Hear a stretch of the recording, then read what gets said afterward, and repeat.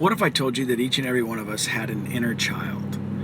And that inner child is basically a smaller version of what we were when we were young. And we're carrying that inner child around with us today as adults. Now, typically what we do is we treat that inner child just like we were treated as kids at that point in life.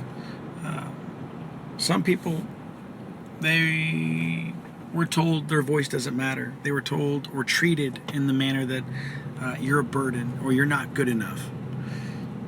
One of the things I want you to remember in this note right now is that it's not about what really happened.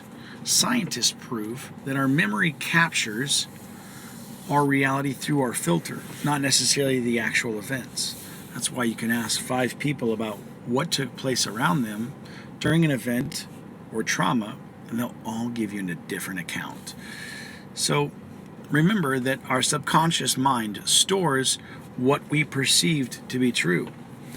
So anyway, that being said, the reason I bring up the inner child is because our inner child stored that occurrence when we were kids at any time, positive or negative effects, and they held on to it. And now as an adult, you live life out of that place or out of that belief of who you were in that moment as a kid. For me, one of the things I encountered, and without intent of my parents, was, hey, you're a burden, or you're not good enough, or what you're doing isn't good enough per se.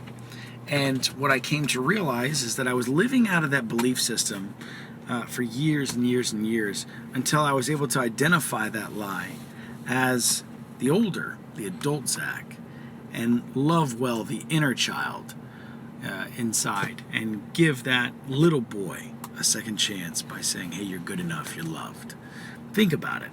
It applies.